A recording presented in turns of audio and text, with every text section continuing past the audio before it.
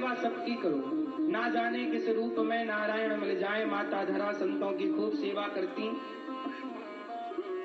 इनके द्वार पर संत आते, जंगल की लकड़ियां बेचकर ये पैसा, बाजार में जंगल की लकड़ियां बेचती, जो पैसा मिल जाता उस पैसे से माता धरा संतों की सेवा करती। जो पैसा कमाओ ना, अपनी कमाई का 10% ना निकालकर सेवा में लगाना चाहिए। जिनकी कमाई का हिस्सा सेवा में लग रहा है, आज भी वो लोग बहुत सुखी और स्वस्थ हैं। जिनका पैसा सेवा में नहीं लग रहा है, वो लोग परेशान हैं। इसलिए अपने धन को सेवा में लगाओ, ज्यादा से ज्यादा माता धरा की तरह सेवा करो। साधु संतों की माता धरा ने इतनी सेवा की, एक दिन क्या हुआ कि भगवान माता धरा की परीक्षा लेने आ गए। भगवान श्रीमन्नारायण भगवान प्रसन्न होकर के साधु रूप में आए और कहा, मैया भिक्षाम देही, हे माता तेरे द्वार पर आया हूँ मैया, बड़ी भूख लगी है, कुछ खाने को दे दे। माता धरा उस समय संतों को भोजन करा चुकी थी, संत खा पी कर जा चुके थे और माता धरा ने भी भोजन कर लिया था। दोपहर का भोजन करके मैया यशोदा बर्तन धुल रही थी, उसी समय साधु आए और जब संत आए तो माता धरा के पास कुछ था नहीं, क्या देती वो। माता धरा बोली, महाराज आप बैठिए, मैं अभी आपके लिए भोजन की तैयारी करती हूँ। माता धरा के घर में संयोग से उस दिन अन्न का एक भी दाना नहीं था, अन्न का एक दाना नहीं है माता धरा के यहाँ। और माता धरा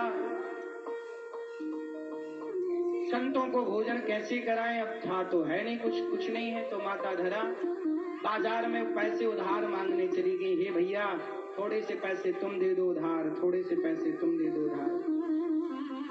एक आदमी बोला कि पैसे तो दूंगा उधार, परंतु तुम्हें कुछ देना पड़ेगा। माता धरा ने कहा, क्या चाहते हो? उस आदमी ने कहा कि वो आदमी नियत का बड़ा खोटा था, बोला कि तुम बहुत सुंदर हो, तुम अपने स्तन हमें दे दो। वो आदमी ना गलत भाव से माता धरा को देखा और गलत भाव से माता धरा से बात करने लग गया। बोले, तुम बहुत सुंदर हो, तुम यदि अपने स्तन हमें दे दो तो हम तुम्हें बदले में बहुत सारा धन दे देंगे। माता धरा धर्म संकट में पड़ गई, या तो स्तन दो या तो संतों को भूखा जाना पड़ेगा, और गृहस्थ के दरवाजे से कोई साधु भूखा चला जाए, इससे बड़ा पाप नहीं हो सकता। बात सही है? सबसे बड़ा पाप क्या है? सबसे बड़ा पाप क्या है? हमारे द्वार से कोई भूखा चला जाए, गृहस्थ के दरवाजे से कोई भूखा चला जाए ना मेरी माँ, यही सबसे बड़ा पाप है। माता धरा बोली कि मेरे द्वार से कभी कोई भूखा ना जाए। तुरंत उन्होंने कहा कि अच्छा मैं तुम्हें अपने स्तन देती हूँ, और माता धरा ने अपने स्तनों को चाकू से काट कर अपने स्तनों को उस कामी व्यक्ति के हाथ में रख दिया कि तुझे मेरे स्तन चाहिए, ये ले मेरे स्तन। अब बताइए, वो व्यक्ति ने स्तनों को मांगा था एक गलत भाव से, माता धरा ने काट करके दे दिया। वो आदमी अवाक रह गया, पैसे रखे, माता धरा ने उतने ही पैसे लिए जितनी जरूरत थी। बाजार से सामान खरीदा, संतों को भोजन बनाया। अब सोचिए, जिसकी छाती कटी हो, खून बह रहा हो, कितना दर्द होगा, लेकिन वो सारा दर्द छिपा कर ढक करके माता धरा ने भोजन बनाया और संतों को जब भोजन परोसा, संतों ने कहा, माँ ये धारा रक्त की कहाँ से आ रही है? तब माता धरा ने कहा कि महाराज आपके लिए भोजन नहीं था, मैं भोजन के लिए कुछ पैसे उधार मांगने गई कि तेरा पैसा चुका दूंगी जंगल की लकड़ी बेचकर। उसने कहा कि नहीं, मुझे तो तुम्हारे स्तन चाहिए। तो मेरे स्तन उसने मांगे तो मैंने अपने स्तनों को दे दिया।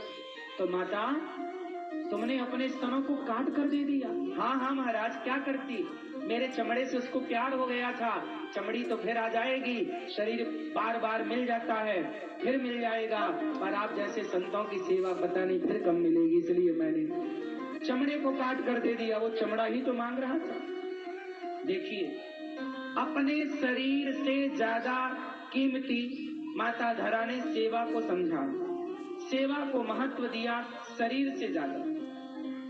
संत लोग जब माता धरा के सत्याग तपस्या को देखे कि संत सेवा के लिए अपने स्तनों को काट कर दिया, तब संत से भगवान प्रकट हो गए। माँ, मैं तुम्हारी परीक्षा लेने आया था, तुमने अपने स्तनों का दान किया है।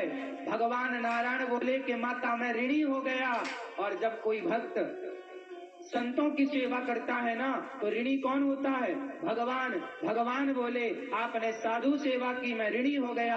अगले जन्म में मैं आपका बेटा बनकर आपकी गोद में लेटकर आपका दूध पी करके आपके ऋण को चुकाने आऊंगा। वही धरा यशोदा बनी और कृष्ण गोद में लेटकर मैया का दूध पी करके पिछले जन्म के दान का हिसाब चुका रहे हैं।